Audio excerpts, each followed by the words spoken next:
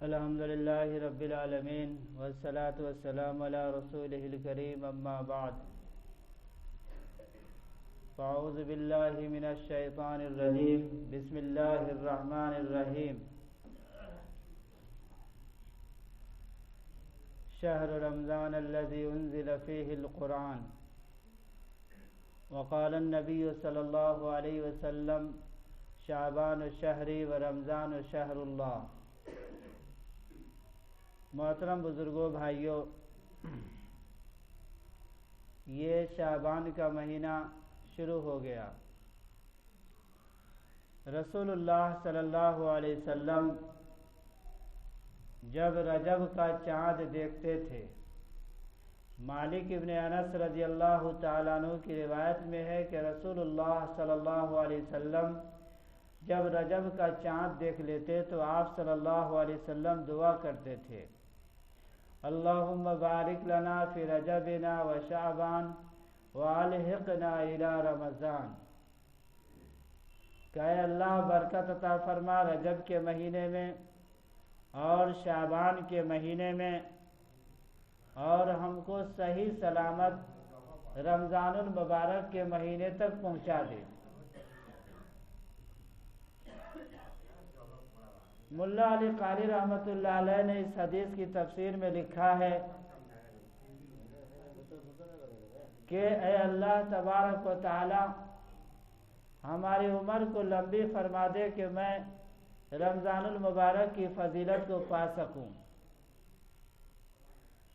آپ صلی اللہ علیہ وسلم نے شعبان کے بارے میں فرمایا، شعبان شہری و رمضان شہر اللہ، کہ شعبان میرا مہینہ ہے اور رمضان اللہ تبارک و تعالیٰ کا مہینہ ہے۔ اسی لیے حضرت عائشہ رضی اللہ تعالیٰ عنہ فرماتی ہیں کہ رسول اللہ صلی اللہ علیہ وسلم شعبان کے مہینے میں کثرت سے روزہ رکھتے تھے، اور ایسا معلوم ہوتا تھا کہ آپ صلی اللہ علیہ وسلم رمضان سے لے جا کر شعبان کے روزے کو ملا دیں گے، اتنا اہتمام کرتے تھے۔ لیکن آپ صلی اللہ علیہ وسلم نے فرمایا ہمارے لیے کہ جب شعبان کے مہینے میں روزہ رکھنا چاہے تو رکھو، لیکن 15ویں شعبان کے بعد ہمیں اور آپ کو منع کیا گیا رمضان المبارک کی وجہ سے، کہ رمضان المبارک کی بشاشت باقی رہے، اس لیے ہمیں منع کیا گیا، مکروہ لکھا گیا کہ روزہ تم 15ویں شعبان کے بعد مت رکھو۔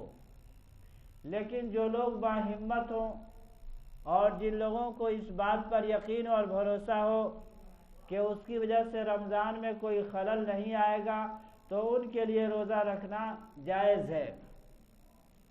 اسی طرح سے کسی کے ذمہ کفارہ کا روزہ ہے، نظر کا روزہ ہے، فلانا کام ہو گیا تو میں ہر سال اتنا روزہ رکھوں گا، اور وہ روزہ شعبان کے 15ویں شعبان کے بعد ہے تو آدمی اس روزہ کو رکھ سکتا ہے، اس میں کوئی حرج نہیں ہے۔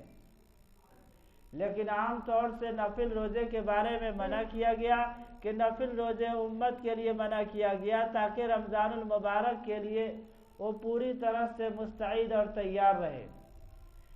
رسول اللہ صلی اللہ علیہ وسلم نے فرمایا 15ویں شعبان کے بعد کھاؤ پیو اور اپنے تندرستی کو بڑھاؤ اور رمضان المبارک کے لیے تیاری کرو۔ اسی 15ویں شعبان کے بارے میں، شعبان کی تو جنرل فضیلت ہے کہ آپ صلی اللہ علیہ وسلم سال میں جتنی نماز پڑھتے تھے اتنی آپ شعبان کے مہینے میں بھی پڑھتے تھے، لیکن روزے کی کثرت جو شعبان میں ہوتی تھی وہ دوسرے مہینوں میں نہیں ہوتی تھی، جتنا آپ صلی اللہ علیہ وسلم شعبان کے مہینے میں روزہ رکھتے تھے۔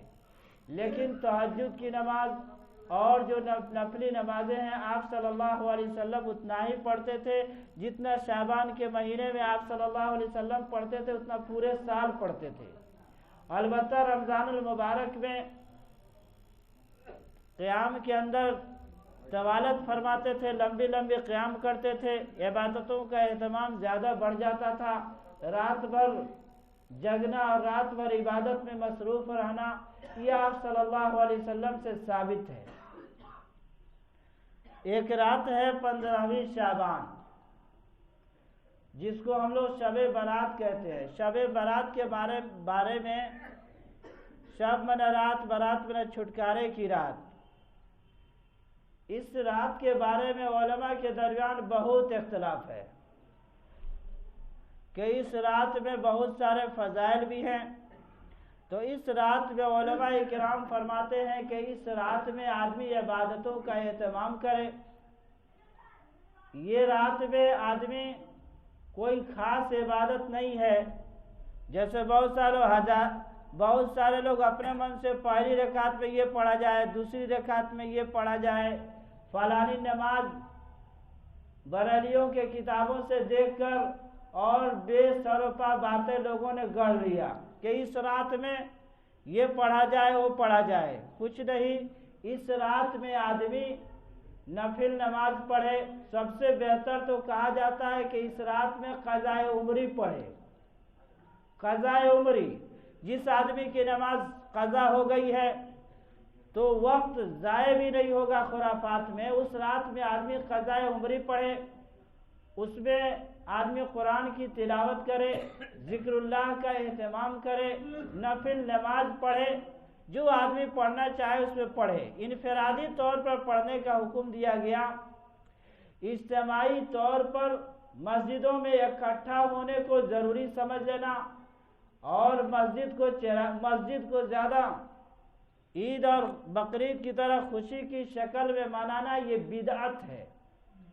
جو چیز جس طرح ثابت ہے اسی طرح کرنا، میرے بھائیوں، بزرگوں اور دوستوں، یہ اسلام کے مطابق ہے۔ اما عائشہ رضی اللہ تعالیٰ عنہ فرماتی ہیں کہ رسول اللہ صلی اللہ علیہ وسلم اس رات میں اچانک اس رات میں آپ صلی اللہ علیہ وسلم اٹھے اور بیدار ہوئے، اور آپ صلی اللہ علیہ وسلم کو میں نے بستر پر نہیں پایا، تو میں تھوڑی دیر کے بعد مجھے یہ محسوس ہوا کہ آپ صلی اللہ علیہ وسلم گھر میں نہیں ہیں، تو میں نکلی تو میں نے آپ صلی اللہ علیہ وسلم کو ڈھونڈا۔ ڈھونڈتے ڈھونڈتے میں جنت البقیع قبرستان میں پہنچی تو آپ صلی اللہ علیہ وسلم وہاں دعا کر رہے تھے اور رو رہے تھے۔ اس سے دو بات ثابت ہوتی ہے۔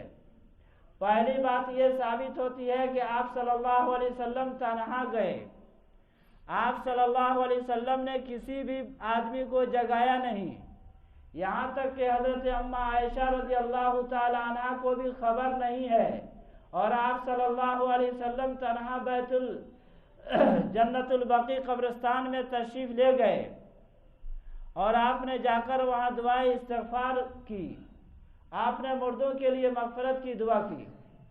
اس کے بعد آپ صلی اللہ علیہ وسلم واپس آئے تو آپ نے مدینہ کے لوگوں کو بیدار نہیں کیا، صحابہ کرام رضی اللہ تعالی عنہ کو نہیں فرمایا کہ آج شب برات ہے، آج اٹھو، بلکہ آپ صلی اللہ علیہ وسلم نے صرف اتنا فرمایا کہ عائشہ، آج کی رات میں اللہ تبارک و تعالی بنو کلب کی بکریوں کی، جو مدینہ میں سب سے بڑا ریوڑ بکریوں کا ہے، اس سے زیادہ اللہ تبارک و تعالی امت محمدیہ کی مغفرت فرماتے ہیں۔ اس روایت کو علماء کہتے ہیں کہ آپ صلی اللہ علیہ وسلم نے ارشاد فرمانے کا مقصد یہ ہے کہ اس رات میں اللہ تبارک و تعالی سمائے دنیا پر تشریف لاتے ہیں اور فرشتہ اعلان کرتا ہے کوئی ہے جس کی دعا قبول کی جائے، کوئی ہے پریشان حالت کہ اس کی پریشانی کو دور کیا جائے، کوئی ہے بیمار کہ اس کو تندرستی عطا کی جائے۔ اور یہ شروع کب ہوتا ہے؟ مغرب سے شروع ہوتا ہے یہ سلسلہ۔ تو اس رات میں آدمی عبادتوں کا اہتمام کرے، وقت کو ضائع نہ کرے، وقت کو ضائع نہ کرے۔ آج دیکھیے ہمارے جتنے بھی تہوار ہیں وہ دن کو ہیں، رات کو نہیں ہیں۔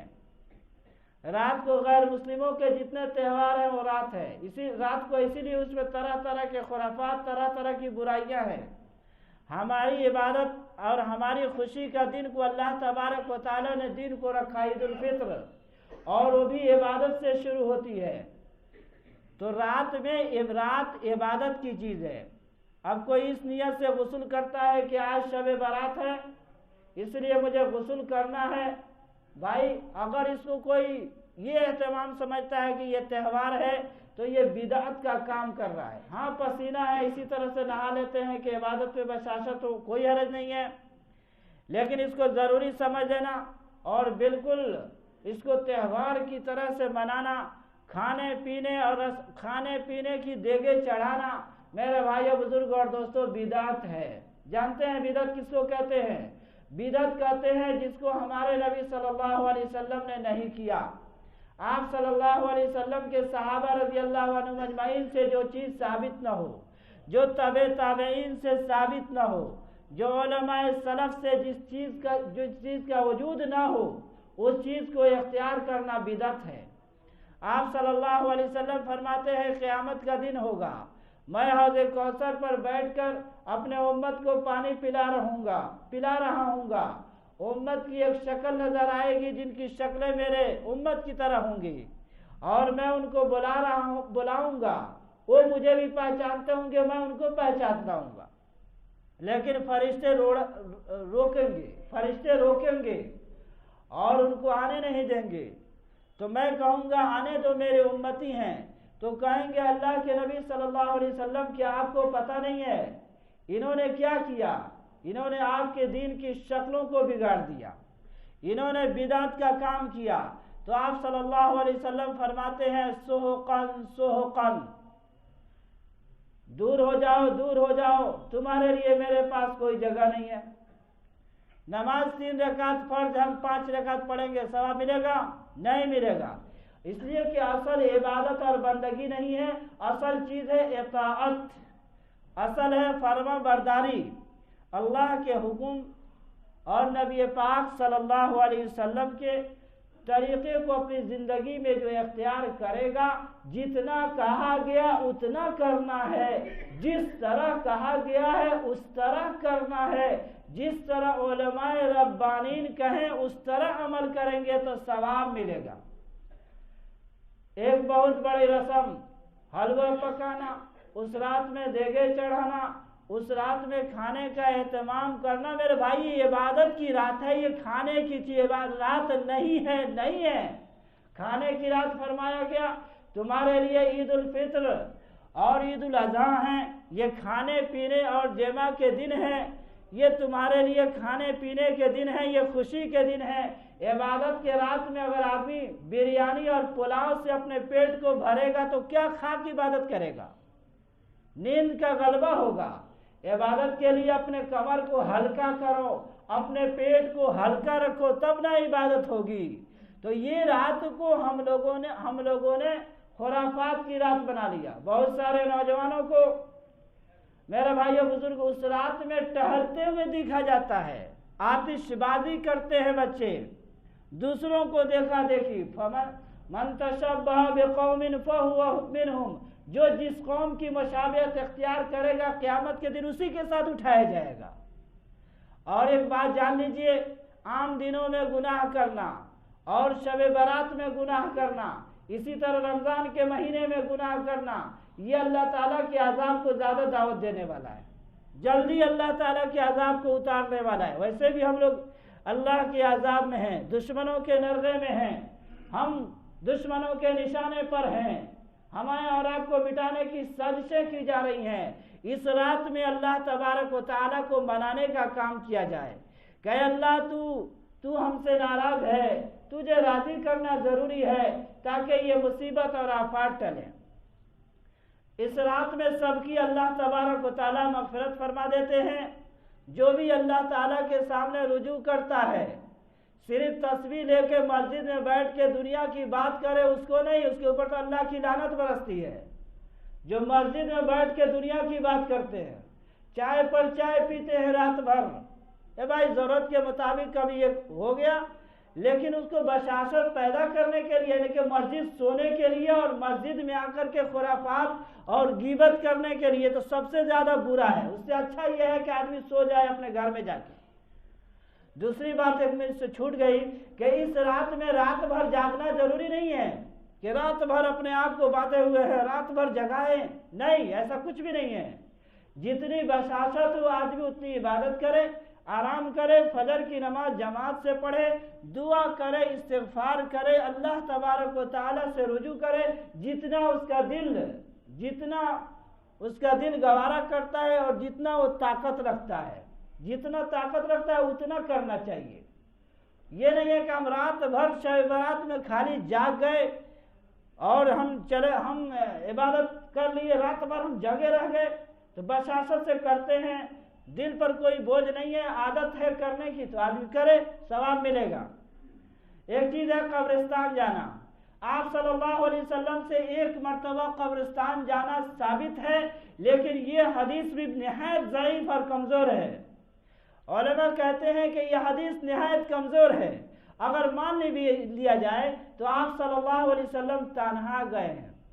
آدمی اگر قبرستان جانا چاہے تو رات کو جائے، تنہا جائے، ہجوم لے کر نہ جائے، پورا محلہ میں شور مچاتا ہوا نہ جائے، بلکہ تنہائی میں جا کر کے آدمی مردوں کے پاس جا کر دعا استغفار کرے۔ اچھا، صرف ہم لوگوں کو شب برات ہی میں مردے یاد آتے ہیں، ماں باپ دادا پردادا یاد آتے ہیں، حالانکہ آپ صلی اللہ علیہ وسلم نے فرمایا زورو قبورکم، قبروں کی زیارت کیا کرو، قبرستان جایا کرو، اس سے موت کی یاد تازہ ہوگی۔ ہمیں تو ہر دم جانتے رہنا چاہیے، خاص شب برات کے دن چلے گئے اور سال بھر چھٹی دے دیتے ہیں کہ دادا آرام کیجئے، پھر 1 سال کے بعد آئیں گے، اور اللہ تعالیٰ معاف کرے قبرستان سے گزرتے ہوئے ہم لوگوں کو احساس بھی نہیں ہوتا ہے کہ ہم کس جگہ سے گزر رہے ہیں۔ حالانکہ فرمایا گیا کہ جب حدیث شریف میں کہ جب قبرستان سے گزرو تو کہو السلام علیکم یا اہل القبور، اے قبر والے آپ پر سلامتی ہو، سلام کرو۔ مردہ تمہارے سلام کا جواب دیتا ہے، جتنا دیر آدمی وہاں بیٹھ کے پڑھتا ہے مردے اس سے مانوس ہوتے ہیں، ان کو خوشی میسر ہوتی ہے۔ تو ہم یہ آرڈر ڈالیں کہ ہر جمعرات کو جا کر اجتماعی طور پر نہیں بلکہ انفرادی طور پر جا کر خاموشی سے بیٹھ کے ان کے لیے دعا کریں، لیکن اس دن جانے کو ضروری سمجھنا یہ بدعت ہے۔ کبھی آپ ایک ہی مرتبہ گئے، اگر یہ بات صحیح ہوتی تو آپ صلی اللہ علیہ وسلم سے ہر سال جانا ثابت ہوتا شب برات کے دن۔ ہاں، یہ ثابت ہے کہ آپ صلی اللہ علیہ وسلم برابر جا کر کے پوری زندگی آپ صلی اللہ علیہ وسلم ان کے لیے دعائیں مغفرت کرتے تھے، یہ الگ چیز ہے، صحابہ اکرام رضی اللہ تعالیٰ نے جا کر کرتے تھے، لیکن اس رات میں صحابہ اکرام رضی اللہ عنہم اجمعین یا خلفائے راشدین گئے ہوں، ایسا کچھ ہے یہ نہیں ہے۔ تو اگر آپ جانا چاہتے ہیں تو انفرادی طور پر جا کر ان کے لیے دعا استغفار کیجئے۔ بہتر یہ ہے کہ اپنے گھر میں اہل خاندان کے ساتھ عبادت کی جائے۔ نفل نماز اور سنت نماز حضور صلی اللہ علیہ وسلم گھر میں پڑھتے تھے، بلکہ فرض نماز سے آپ صلی اللہ علیہ وسلم مسجد میں ادا فرماتے تھے، ورنہ نفل نماز اور تہجد کی نماز، یہ نمازیں آپ صلی اللہ علیہ وسلم گھر میں پڑھا کرتے تھے۔ اسی لیے آپ صلی اللہ علیہ وسلم نے فرمایا کہ اپنے گھروں کو قبرستان مت بناؤ۔ ہم لوگ قبرستان بنا دیتے ہیں، نفل بھی یہیں، سنت بھی یہیں، ساری چیزیں، قرآن کی تلاوت یہیں، سب مسجد میں۔ حالانکہ فرض کے علاوہ یہ قرآن کی تلاوت، یہ ذکر اللہ، یہ نفل، یہ تہجد، یہ اشراق، یہ چاشت اور یہ رمضان کی عبادتیں اور یہ شب برات کی عبادتیں ہمیں گھر میں کرنا چاہیے، گھر میں سہولت نہیں ہے تو علماء نے اجازت دی ہے کہ مسجد میں آئیں، انفرادی طور پر آپ صلاۃ التسبیح کی نماز پڑھیں۔ اجتماعی کوئی نماز نہیں ہے۔ صلاۃ التسبیح ایک نماز ہے جس کو حضور صلی اللہ علیہ وسلم نے اپنے چچا حضرت عباس رضی اللہ تعالیٰ عنہ کو سکھائی تھی، اور فرمایا کہ چچا ہو سکے تو اس نماز کو روز پڑھیے، اگر نہ ہو سکے تو ہفتہ میں، ہو نہ سکے تو 15 دن میں، ہو نہ سکے تو مہینہ میں، ہو نہ سکے تو سال میں، اگر نہ ہو سکے تو عمر میں 1 مرتبہ پڑھ لیجیے۔ تو اس نماز کی کوئی جماعت نہیں ہے، بلکہ انفرادی طور پر اس نماز کو آدمی پڑھنا چاہے تو پڑھ لے۔ دوسری بات ہے، آخری بات یہ ہے، اس رات میں کن لوگوں کی مغفرت نہیں ہوتی، کن لوگوں کو اللہ تبارک و تعالیٰ معاف نہیں کرتے؟ ایک مشرک، اللہ تعالیٰ شرک کو معاف نہیں کریں گے۔ جو اللہ تعالیٰ کو چھوڑ کر کسی اور چیز پر یقین رکھتا ہے، یہ بھی شرک ہے۔ جس کو دوسری چیز پر بھروسہ ہے اللہ تعالیٰ کی ذات پر، یہ بھی شرک ہے کہ تنہا اللہ تعالیٰ کی ذات ہے، اللہ تعالیٰ کے کوئی علاوہ معبود نہیں ہے، اور محمد صلی اللہ علیہ وسلم اللہ کے رسول ہیں، تو مشرک کی اللہ تعالیٰ مغفرت نہیں کرتے۔ دوسرا چیز، قاتل، جو کسی مسلمان کو زبردستی کسی کو ناحق قتل کر دے اور اپنے قتل سے وہ توبہ نہ کرے یا اس کو قصاص میں وہ قتل نہ کیا جائے، اللہ تبارک و تعالیٰ اس کو مغفرت نہیں کرتے۔ قتل کا ارادہ کرنا بھی قتل میں داخل ہے، قتل کے لیے پلاننگ بنانا بھی قتل میں داخل ہے۔ اب قتل اس کی تصدیق کر دیتا ہے تو قاتل کی اللہ تبارک و تعالیٰ مغفرت نہیں کرتے۔ اور لکھا ہے زانی لا کہ سنو، زنا کے قریب مت جانا، کہ یہ زنا ایک گناہ ہے، بہت بڑا گناہ ہے۔ تو زانی کی اور زنا کرنے والے کی اللہ تبارک و تعالیٰ اس رات میں مغفرت نہیں فرماتے۔ شرابی، شرابوں میں جو الجھے پھر نہ ابھرے زندگانی میں، ہزاروں بہہ گئے بوتلوں کے بند پانی میں۔ شراب کا عادی اور شراب پینے والا اور اس کی عادت رکھنے والا اگر اس رات میں ہاتھ اٹھاتا ہے تو اللہ تبارک و تعالیٰ اس کی مغفرت نہیں کرتے۔ اس لیے آدمی کو شراب سے جس کو بھی عادت ہو اس کو توبہ کر لینا چاہیے۔ جانتے ہیں سور کھانا اور شراب پینا دونوں سیم گناہ ہے اور سیم چیز ہے۔ شراب پینے سے گویا کہ وہ پوری طرح سے نجس اور ناپاک ہو گیا، اس حالت میں اسے موت آئے گی تو کہاں جائے گا جانتے ہیں؟ رسول اللہ صلی اللہ علیہ وسلم نے فرمایا جہنم کے اندر زانی عورتوں کی شرمگاہوں سے نکلا ہوا خون اور پیپ کے بہنے والا ایک نہر اور ندی ہے، اس سے اللہ تبارک و تعالیٰ اس شرابی کو پلائیں گے اور اسی سمندر میں اس کو ڈالا جائے گا۔ کتنا بڑا گناہ ہے۔ تو شرابی کی اللہ تبارک و تعالیٰ مغفرت نہیں کرتے۔ تکبر عزازیل را خار کرد، تکبر نے عزازیل کو ذلیل کر دیا۔ آدمی کے اندر گھمنڈ اور تکبر، مال کا گھمنڈ ہے، پیسے کا گھمنڈ ہے، حسن کا گھمنڈ ہے، دولت کا گھمنڈ ہے، پاجامہ اور پینٹ اور جینس پینٹ ٹخنوں سے نیچے ڈال کر کے تکبرانہ انداز میں چلتا ہے، اللہ تبارک و تعالیٰ اس رات میں اس کی مغفرت نہیں کرتے۔ تکبر کے طور پر اگر ایسے ہی سستی میں ہے تو اللہ تعالیٰ غفور الرحیم ہے، اللہ تعالیٰ اس کو معاف کرے گا۔ لیکن تکبر اور گھمنڈ مت کیجئے دولت پر۔ بہت سارے دولت والے آئے اور چلے گئے، بہت سارے دولت والے ذلیل اور رسوا ہو گئے۔ اس لیے دولت کے اوپر، جان کے اوپر، مال کے اوپر کسی چیز پر گھمنڈ نہیں۔ ذالک فضل اللہ، یہ کہیے یہ اللہ کا فضل ہے اور احسان ہے، اللہ نے مجھے دیا ہے۔ والدین کی نافرمانی کرنے والا، اس طرح سے بات چیت میں تو ہو جائے کوئی بات نہیں ہے، لیکن والدین کا دل جس سے پھٹا ہو جس اولاد سے، اور والدین کا دل زخمی ہو، اس اولاد کی اللہ تبارک و تعالیٰ مغفرت نہیں کرتے ہیں۔ ایک بات جان لیجئے، دنیا کے جتنے بھی گناہ ہیں اس کا عذاب یا ثواب مرنے کے بعد ملے گا، لیکن ماں باپ کے نافرمان کی سزا اس کو دنیا میں مل جاتی ہے۔ اس لیے اگر ہمارے والدین ہم سے ناراض ہیں تو ان کو راضی کر کے آدمی اس رات میں ہاتھ کو اٹھائے۔ اسی طرح سے کینہ رکھنے والا، کینہ بغض رکھنے والا، لا تحاسدوا ولا تباغضوا، آپس میں ایک دوسرے سے حسد مت کرنا اور بغض اور کینہ مت رکھنا۔ اگر کینہ اور بغض ہے تو اللہ تعالیٰ اس کی مغفرت نہیں فرماتے۔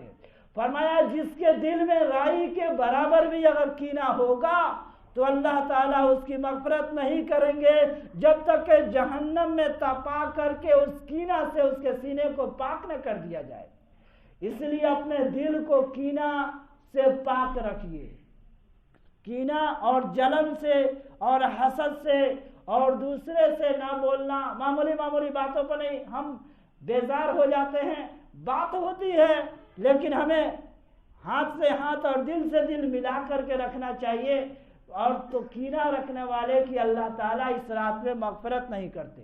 اسی طرح رشتے ناطے کو توڑنے والا اللہ تعالیٰ اس کی مغفرت نہیں کرتے۔ رشتہ داری بہت نازک چیز ہے، یہاں تک کہ رشتہ داری نے کہا کہ اے اللہ ہمیں پیدا کرتے ہیں، دنیا میں لوگ مجھے توڑیں گے، تو آپ اللہ تبارک و تعالیٰ نے ایک ہی بات فرمائی، کیا تو اس سے راضی نہیں ہے؟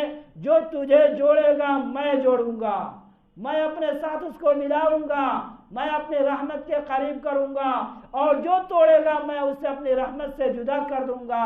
تو رشتہ داری کو باقی رکھنا ضروری ہے۔ تو رشتے اور ناطے کو توڑنے والا اللہ تبارک و تعالیٰ اس کی مغفرت نہیں کرتے۔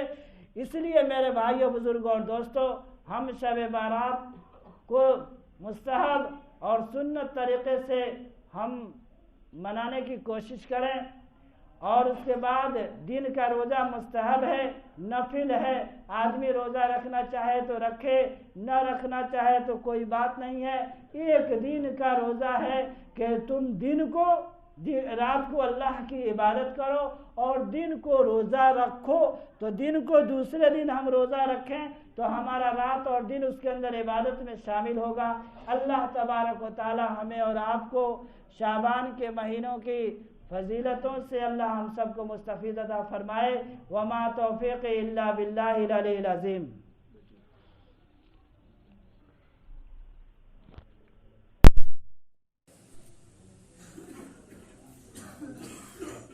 اللہ